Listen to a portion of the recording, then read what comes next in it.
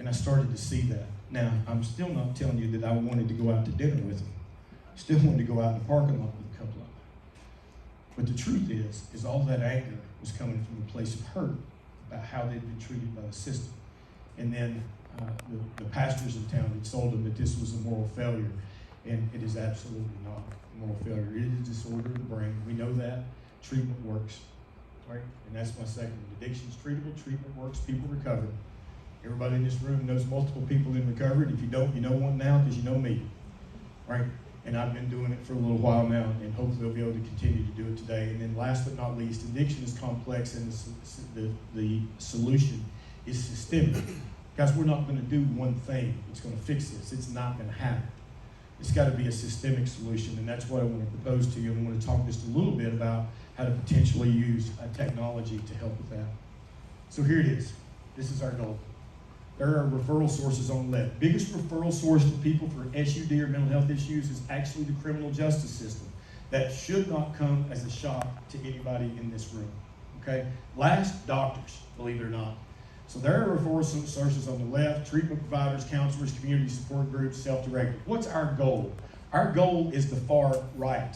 Okay? Our goal is that happy person who's employed, who has transportation, housing, and social support. Guys, these are social determinants of health. You can't just treat addiction in a vacuum. Right? What's the most important thing? You gotta have a place to lay your head. So I've got all these housing places around Tennessee. So we provide sober living. And then they give me this list of conditions they need to get it. And I said, hell, if they did all that, they wouldn't need housing. They'd buy their own house. Right? Well, they can't be on medication. Why not? Medication is the gold standard. You don't take them. You tell me about God's love, yet you're excluding them because they're doing something you don't believe in. And nowhere in the definition of recovery does it say anything about medication. And I'm a 12-stepper. I go to AA. I know the doctor's opinion written in 1935, just like you do. Right? It didn't say anything about it. And those 12-step groups don't have any opinion on this. Officially, that's your opinion. Yet we exclude people because they're on medication and we don't provide them housing. How would everybody in this room do last night if you slept on the street here in Lake Nona instead of the hotel rooms you stayed in last night? Right? You wouldn't look as good. Right? You wouldn't be able to do your job as well. So we have to look at social determinants of health. We have to look, guys, this is Maslow. We can't get to the higher order of need, guys, until we solve the basic needs. Food, stable housing, right? Transportation. Tell me a job you can have without a car, unless you're living in the inner city and you've got mass transit. You can't. Yet we hang all these things on people whenever they're incarcerated. We put these huge fines on them. We withhold their driver's licenses. Those fines might as well be $1 million because you're never going to pay them back. They stay on probation the whole time. What about turning around and using those fines as contingency management? What if we did that? What if we said the longer you stay in the recovery process, we're going to knock a little bit off of these fines. And as long as you keep doing well, we're going to give you a conditional driver's license where you can take your kids to school and we can and you can go to work. And the longer you stay on this, we're going to keep knocking these fines down until you're paid off. All right, this isn't genius. I told Kareem earlier, this is the innovation conference. I'm not an innovative guy. I'm not an innovative guy, but I've been out there. I've worked in this. I used to think the criminal justice system got all kinds of bad rap. People who were in there because they did bad stuff, right? And all the faces I saw were black. So obviously they should be in there, right? And I didn't know about stop and frisk. I didn't know about targeting people of color. Guys, it's just a fact. And I had to open my eyes to it. And we're going to have to open our eyes to it because I was in North Dakota last week. They have a wonderful governor up there. I don't care what your politics are. His name's Doug Burgum. He's actually running for president. He can't win because he's not crazy enough. Doug Burgum and his wife, Catherine, their entire 7 years in office in North Dakota, recovery and addiction has been their platform. They ran a conference called Recovery Reinvented, and he and her emceed it all day long, and she's been in recovery herself a little over 20 years.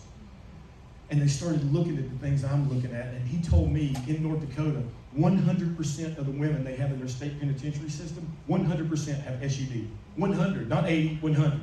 The men are 85, and he thinks it's higher, and I think he's right. Our jails and prisons are full of people with untreated SUD that want a life like I have. But we're not going to get there as long as we just keep locking them up. Every time I turn around in Tennessee, a rural county who's broke is building a new addition to their $35 million jail every single time. Yet they won't talk to me about ways to help people from coming back in. It's amazing to me. So let's look at the recovery ecosystem. There in the middle are all the things that we need to be doing as we help people, this turtle on the fence post concept. Employment support, case management, peer support. Guys, peers are unbelievable. Don't tell me you can't get reimbursed for them. I don't care. All right, look at your retention and treatment if you've got a peer attached to them. Okay, you're going to more than make your money back just by attaching a peer to them, because they're going to stay in treatment because they got a relationship. They're turtle on a fence post. So, well, you don't. We can't make money on it. Yeah, you can. Okay, you shouldn't be looking at that anyway. Do the right thing, it'll work out. But I'm telling you, peers are the secret sauce, at least in the outpatient world, and I'd also argue in the inpatient and transition to outpatient. Stable housing, education support, health, physical and mental, and then life skills development. That's what treatment looks like. That's the outcome on the right. So how do we get there? We got to start with what I call survival programs. I can't tell people where I got it. I got it from the Black Panther Party. So Black Panthers in the 1960s, they had their survival programs. They provided breakfast to kids in Oakland, California, in Northern California. And so I love that term that they use. So I call them survival programs. Number one, access to naloxone. We have this needs to be everywhere. It needs to be standard issue. It needs to be in your backpacks. It needs to be blanketed across the United States. All right, if you find somebody down, hit them with Narcan. If they didn't overdose on opioids, it ain't going to hurt them anyway. I used to hit myself with it during talks, and then I got to wonder, and I've done it 4 or 5 times, so I stopped doing it. It doesn't have any effect if opioids aren't on board, and it saves lives. Guys, the first step in treating people is you got to keep them alive. We got to have access to syringe service programs. I get people all the time saying, "Oh, you're condoning behavior." No, you're not. It's like people that told me condoning the behavior and teaching kids about sex education. When I was 13 years old and they taught me about sex education, they didn't put any ideas in my mind, guys. I promise you, I had already had them. Every damn one of them. All right, we got to keep people disease-free. You say, well, I'm not an intravenous drug user, or I'm not a homosexual male, so I'm not at risk for HIV or hepatitis C. Yes, you are.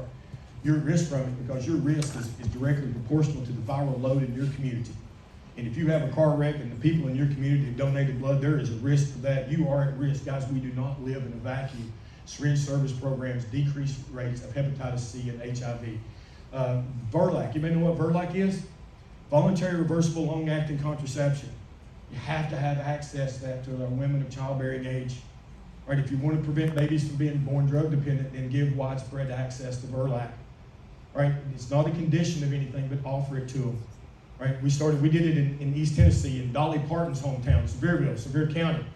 We took education programs into our jail of our women of childbearing age, and we educated them. And if they chose, and that didn't have anything to do with their crime, anything to do with their sins, if they chose, then we would give them an injection in their arm that would get them to an outpatient appointment for an IUD placed.